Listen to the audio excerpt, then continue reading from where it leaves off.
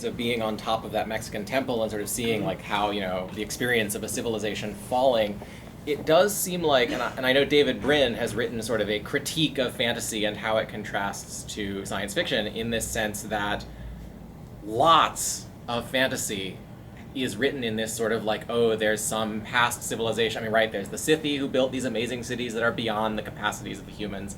And there are real examples of this in history. I mean, there's sort of the Dark Age.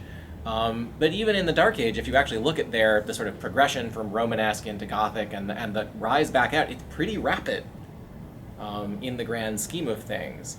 And I wonder if you have tried to do anything in your fantasy stories to try to get that sense of, maybe not sort of like a Whig theory of history where progress is inevitable, but the fact that societies in fact do progress pretty rapidly. Like, have you sort of, how in your writing you tried to convey that? Sure. I'm interested, David Brin's, is it an essay or is it a book? There is a quite long essay that it's specifically a critique of Tolkien, but then sort of expands the focus. And he actually talks about the orcs as sympathetic characters, and what if Sauron's the good guy who's trying to bring sort of justice to the oppressed peoples, and he's trying to save the world from creeping shireism. Yeah. Yeah, that's interesting. I mean,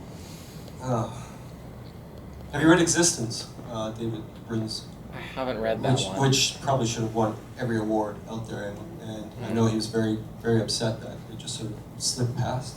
It's a fantastic novel. But regarding, I think one of the problems was, especially with the Tolkien thing, is that it created and it was generated by a nostalgia that Tolkien possessed for the countryside or for the pastoral or rural England that had been destroyed by the Industrial Revolution. And I think that was carried on. And so, especially for North American writers, I think sort of a parallel to that is the romanticizing of native cultures and peoples of the past.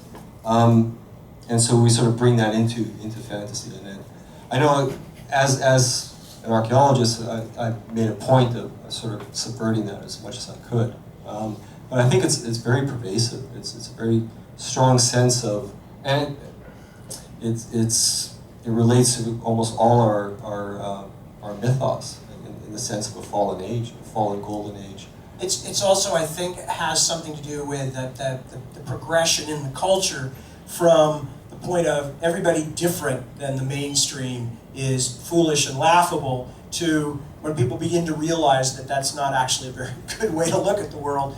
Then you get into the stage which, we're seeing in many parts of our culture, which is like, oh my God, we can't say anything negative. We can't treat them like normal people. Then, everybody has to be a noble savage. And there's also a phase of that we tend to go through as well, where, interestingly, we're just kind of getting back to a place on, like, say, television, where women can be comedic characters in their own right, because, understandably so, we had a backlash effect of women always being the silent, providers and whatnot in television families to like, oh, okay, now they'll all be young single women who are really smart and the men around them are all idiots and all that. But these are phases that we go through, and I imagine we're going through that in fantasy and science fiction as well.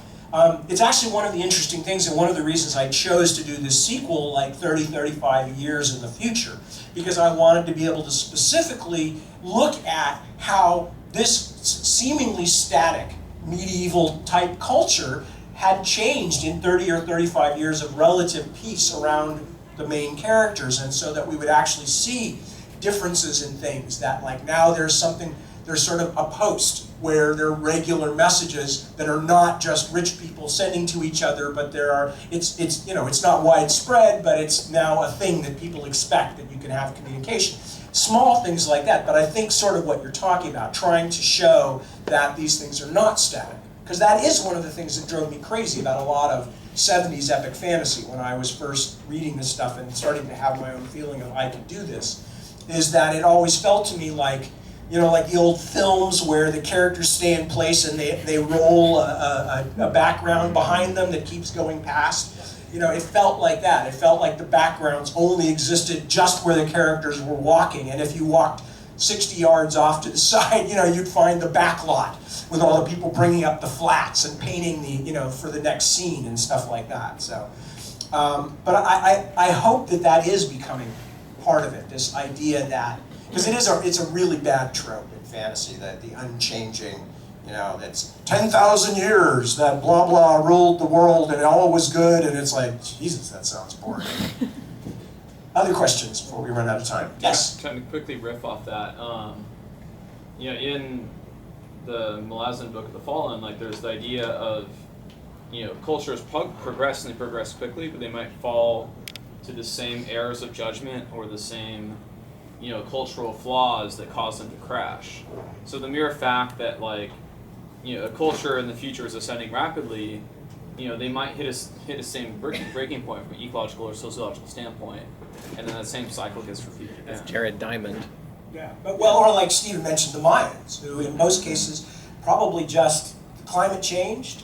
There wasn't enough food. There wasn't the infrastructure there to suddenly develop a new way of. You know, humans are pretty good at surviving, but if things change too much, then, you know, they're not going to sit there and die. They're going to move away and start somewhere else. And that's just it. I remember, I think it was in the Yucatan somewhere, and I was just tagging on with a tour group that was at Chichen Itza.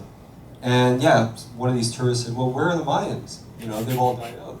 And you know, the guide was Mayan. And everybody's selling the pottery on the side of the road were Mayan. To be gone. So the civilization can fall, but the people are still there. And so that's another thing that you don't see very often in fantasy, where there is a sort of the remnants of a civilization that holds on to certain belief systems, but it has been completely otherwise absorbed by another culture, which is sort of, you know, it's human history. That's what happens over and over again. Well, and it's certainly Canada and the United States. Yeah. I mean, it's basically what we both are. We're countries that are entirely made up of other people hanging on to parts of the culture they brought with them from somewhere else. Other questions before we just... You sort of touched on this briefly and then it didn't happen. How much influence is the non-science fiction fantasy literary world and influence, you know, on your works? I mean, it seems that's also in talking about, you know, things that you know, there's, you know, things that are sort of done certain ways. One thing is also sometimes there's a certain literary style which sometimes happens, you know, in the field, and how much do you consciously think, oh wait, there's all these other tools that I can, you know, or ways to approach a story. I mean, I know in your short fiction you often play around with very different kinds of narrative approaches. I mean, you were talking, you know, specifically about choosing, you know, the third person and all that. You know, how much outside of the field, you know, do you think influences and should influence what you do? Okay, how much non-science fiction fantasy? Tons. I mean, the odd thing is, I've found this over the years, because I came through the writing programs where everything was sort of contemporary fiction and literature, however they call that. And especially up in Canada, where they call it canned lit, and you know, you can try to knock on the door of that thing, and it's hopeless. But when I would talk to, you know, writers of this, it's a genre like any other, but don't tell them that. But when I would talk to them, and I'd say, well, have you read Dune, or have you read Neuromancer, or you know, whatever? And no, of course not. I'm not reading any of that stuff. But if I talk to a fantasy author, if I talk to a science fiction author, if I talk to a lot of the fans, they've all read that stuff. And what I mean is, they've not read Neuromancer and Dune. Well, they have read. Yeah, but they've also read, you know, Jane Austen, and they've read Dickens, and so it's as if the readership is much more open and broader within the fandom of science fiction and fantasy than it is within the literary, quote, fandom, if you want to call it that. Yeah, I have to say that actually, there is, if you were to graph how much fantasy and science fiction that I read, the graph has been going steadily downhill since I was in my 20s. Part of it is simply the fact that the kind of fantasy that I like to write, I have to read a lot of nonfiction. you know. So I only have a certain amount of time to read, and I've got 17 research books to read. I don't necessarily have time to start a lot of big new epic fantasies. But the other thing too is that, I mean, as Stephen says, I think a lot of us are very open to this stuff, but it's also any good writing. You must broaden, you know, the way you start, the way most of us start is we are the sum of many influences, even when we begin. But what you begin to do is to grind away all of the stuff that is obviously not going to work for you personally. You know, you just take all these influences and eventually, you know, make them into a homogeneous lump. Basically, that is your own style. So as I've gotten farther and farther along, I find I'm much more interested in getting influences that are as far from what I'm writing as possible, because those will be the bits, the interesting, chewy bits that will make, you know, my eventual voice something other than just like everybody else's. If you only read, it's one of the things I always tell people who want to be writers: please do not just read genre fiction.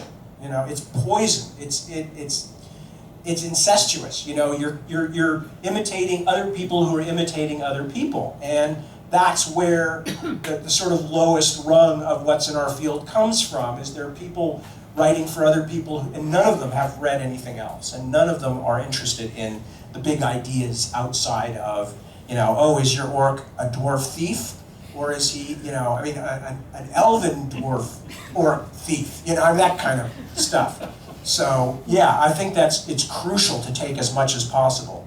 And I still, even the fiction I read, it's like 5 or 6 to 1 over epic fantasy. So, any last questions? And then we're going to probably run out of time. Yes?